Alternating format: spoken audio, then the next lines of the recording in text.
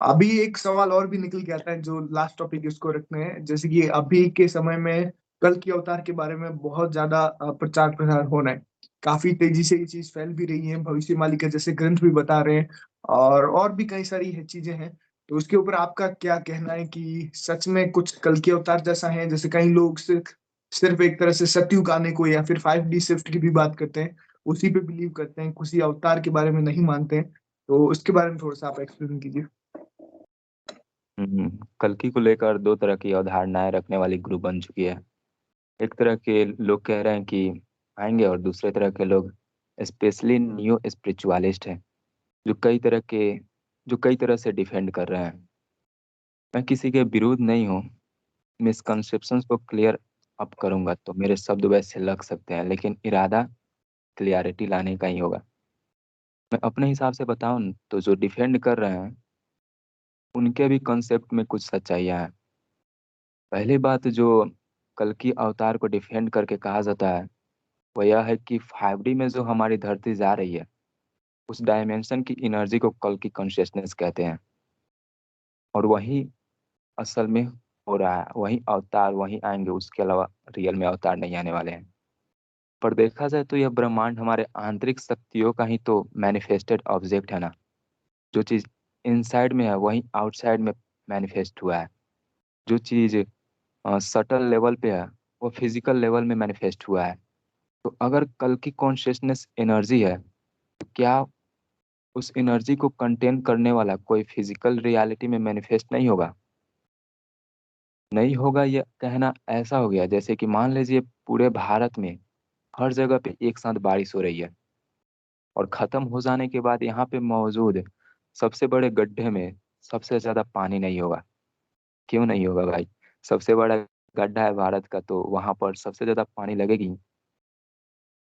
इसी प्रकार अगर पूरे पृथ्वी पर कल की कॉन्शियसनेस की बरसात हो रही है, जो कि 5D एनर्जी है, 5 डायमेंशन की, तो जिस व्यक्ति के अंदर सबसे ज्यादा पात्रता होगी, या फिर कहें कि पूरी पात्रता होगी उस एनर्जी को अपने अंदर कंटेन करने की, उस लेवल ऑफ कॉन्शियसनेस तक पहुंचने की, तो वह उस लेवल तक पहुंचेगा ही ना। उस लेवल तक की कॉन्शियसनेस आने के लिए कोई रुकावट थोड़े है। तो जो पहुंचेगा वही कल की अवतार होगा। बाकी के इंसान भी अपनी पात्रता के अनुसार जितनी वह उस अपकमिंग एनर्जी को अपने अंदर कंटेन कर पाएंगे, उसी अनुपात में उनकी कॉन्शियसनेस भी रेज होगी। मुख्य रूप से वह जागरूक लोग हैं जिनको आप स्टार सीड लाइट वर्कर कह सकते हैं, या फिर कल की सेना का नाम दे सकते हैं। जो यह बात कहा जाता है ना कि इस बार कल की अवतार और उनकी ऊर्जा किसी एक बॉडी में नहीं होंगे बल्कि मल्टीपल बॉडी में होंगे और काम करेंगे, वह इन्हीं को लेकर कहा जाता है। कल की कॉन्शियसनेस की जो ऊर्जा है वह सबके अंदर से थोड़ी बहुत उनकी पात्रता के अनुसार प्रवाहित होगी और नए युग का निर्माण करेगी। तो कल की के एक से ज्यादा बॉडी में होकर काम करने वाली बात भी पूरी तरह से गलत नहीं है ये। लेकिन ऐसे लोगों को हम कल की अवतार नहीं कह सकते हैं, क्योंकि कल की अवतार का शाब्दिक अर्थ ही होता है वह जो कल की कॉन्शियसनेस को 5D एनर्जी को पूरी तरह से अपने अंदर समाहित कर ले और इसके बियॉन्ड भी चला जाए। स्टारसीड कुछ सर्टेन डिग्री तक ही अपनी पात्रता के अनुसार उस आ रही एनर्जीज को अपने अंदर कंटेन कर पाएंगे और अपनी कॉन्शियसनेस उतनी ही अनुपात में बढ़ा पाएंगे। रुकावट उनके लिए भी नहीं है, अगर करना चाहे तो वो भी भगवान की प्राप्ति कर सकते हैं। लेकिन कल की अवतार जो है ना, वो श्रेष्ठ अवतार को नाम दिया गया है। कश्मीरी सैविज्म के अनुसार अगर हम देखें तो अवतार सादा शिव जो तत्व हैं जिनको महाविष्णु भी कहते हैं, उनसे आता है सभी तरह के अवतार। तो कल की अवतार तो कल की अवतार उसी से होंगे। वह टोटली गॉड हेड पर्सनालिटी के होंगे।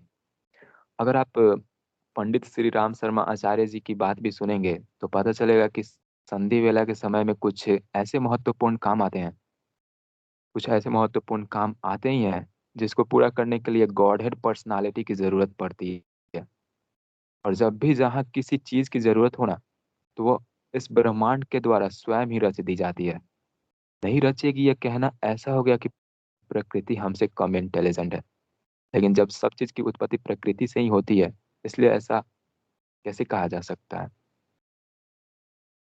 अब अब वो कौन सी काम है जो गॉडहेड पर्सनालिटी वाले को पूरा करना पड़ता है इस परिवर्तन के दौरान? कोई भी जब बड़ा परिवर्तन होता है तो उस वक्त कौन सा काम ऐसा होता है जो गॉडहेड पर्सनालिटी को करना पड़ता है?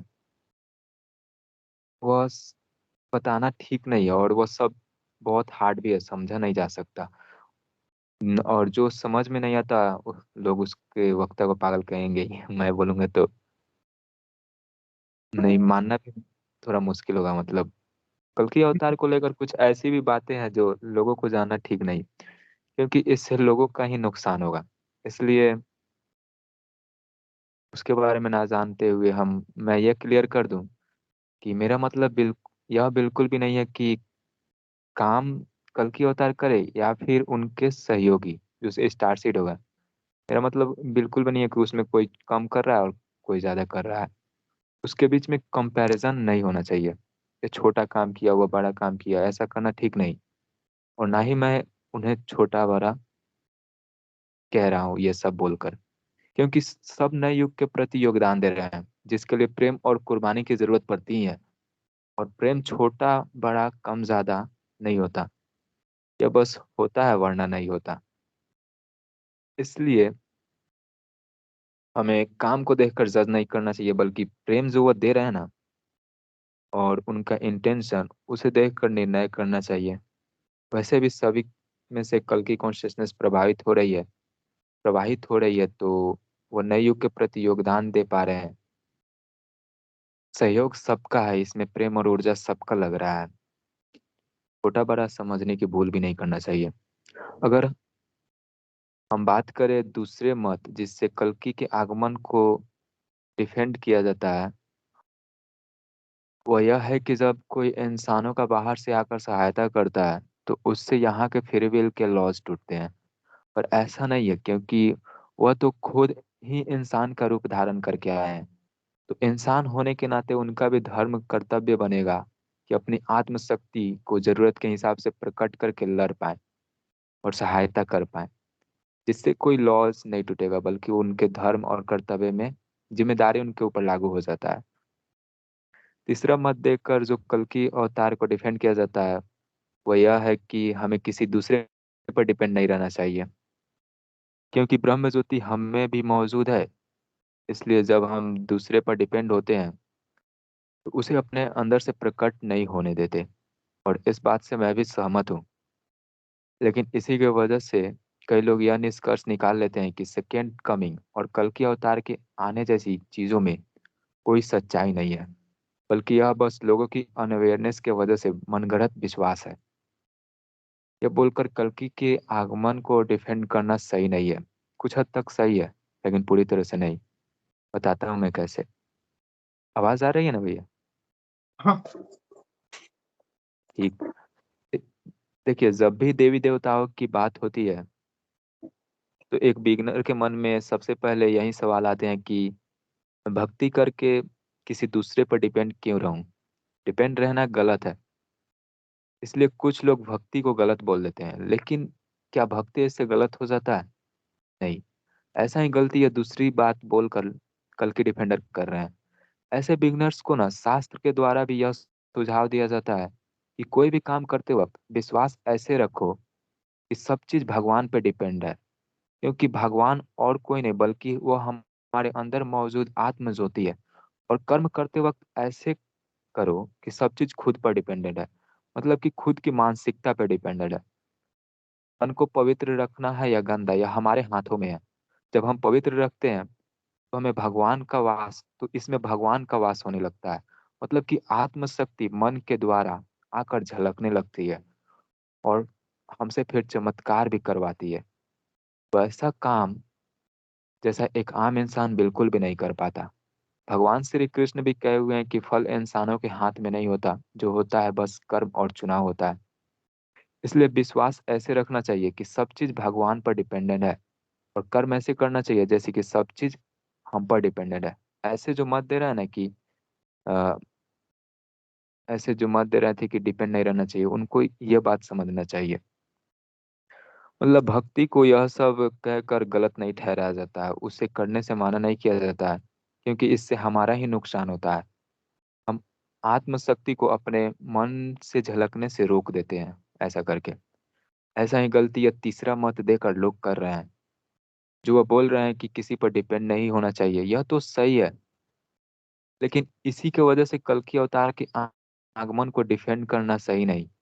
और कल की अवतार सिर्फ अवतार नहीं, बल्कि वह ब्रह्म के साकार रूप भी है, और ब्रह्म हम सब के अंदर भी है। इसलिए सिर्फ यह विश्वास रखना भी ठीक नहीं कि उस अवतार पर डिपेंड नहीं रहना चाहिए, बल्कि उस ब्रह्म शक्ति के प्रति सरेंडर की भावना भी रखना जरूरी है। इससे हम अपने अंदर से भी उस ब्रह्म शक्ति को प्रकट होकर होने देंगे, जिससे हमारे हाथों भी अच्छी काम होंगी इस युग परिवर्तन के बेला में। ऐसा ही श्री कृष्ण जी भी अर्जुन को कहते हैं कि उनके प्रति सरेंडर करो। सरेंडर करने का मतलब झुकना नहीं होता। हमारा ब्रह्मांड ना कुछ सर्टेन तरीके से एक्ट और बिहेव करने के लिए प्रोग्राम्ड है, तो सर्टेन करके हम बस उसको हार्नेस करते हैं।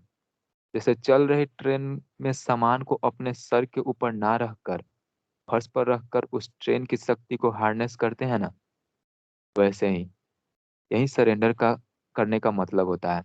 वरना बेकार में ऊपर प्रेशर्स बनते हैं और हमारे अंदर मौजूद डिवाइन एनर्जी भी बाहर फ्लो नहीं हो पाते।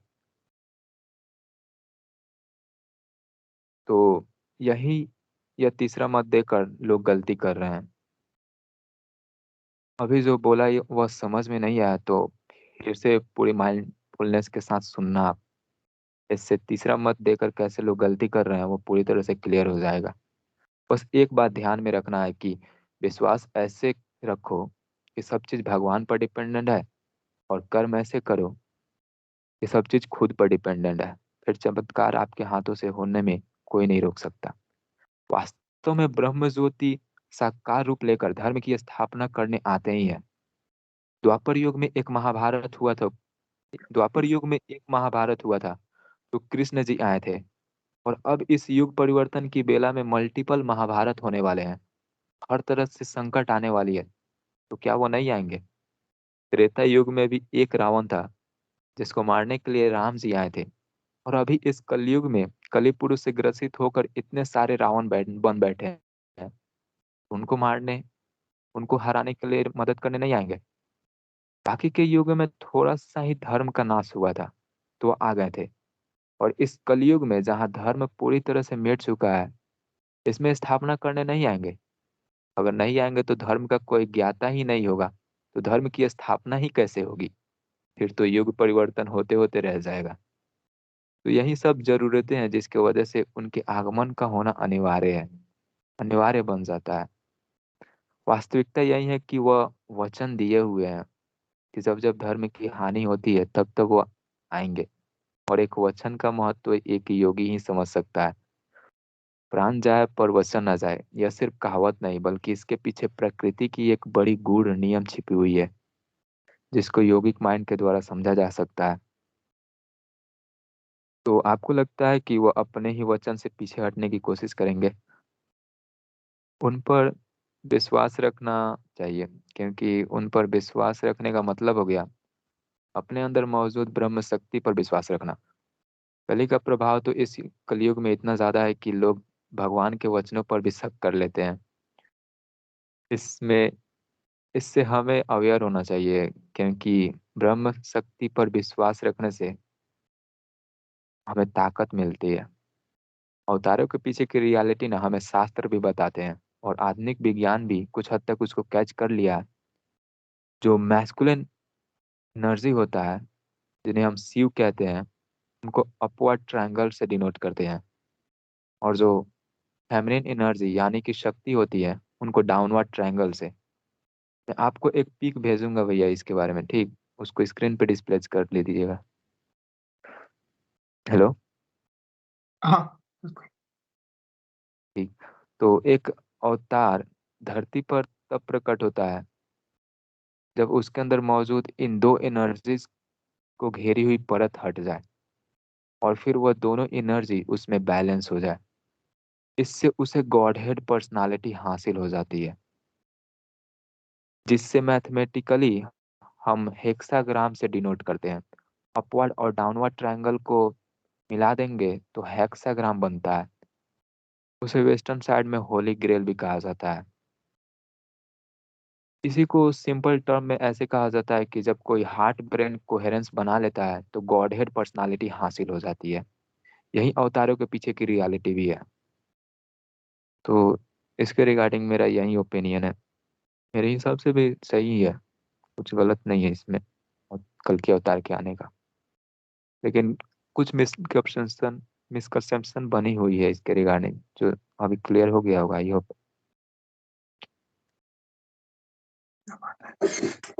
तो जितने भी दर्शक हैं मेरे ख्याल से इन्होंने काफी अच्छे से सभी चीजों को क्लियर किए हैं। कल के अवतार से रिलेटेड जो भी डाउट्स थे, जो भी मत है दुनिया भर में, उन सभी को बहुत अच्छे से क्लियर किए हैं। और अगर आपको कोई चीजें नहीं भी समझ में आती है तो रिपीट में आप देखिए, डेफिनेटली आपको वो चीजें माइंड करेंगी, क्योंकि काफी सारी चीजें हैं। तो डेफिनेटली वापस से देखिए, और जितने भी आपके फ्रेंड्स और जो भी इस चीज से अवेयर हैं या नहीं भी हैं उनको भी जरूर से शेयर कीजिए। बाकी इनसे जुड़ने के सारे लिंक्स डिस्क्रिप्शन में हैं, तो डेफिनेटली जाके जुड़ से ज्वाइन कीजिए, एक बार चेकआउट जरूर से कीजिएगा। तो मिलते हैं नेक्स्ट पॉडकास्ट में। बहुत बहुत शुक्रिया भाई आपका टाइम देने के लिए और सभी चीजों को अच्छे से एक्सप्लेन करने के लिए। आपका भी बहुत बहुत धन्यवाद। हर हर महादेव। हर हर महादेव। जी, ठीक।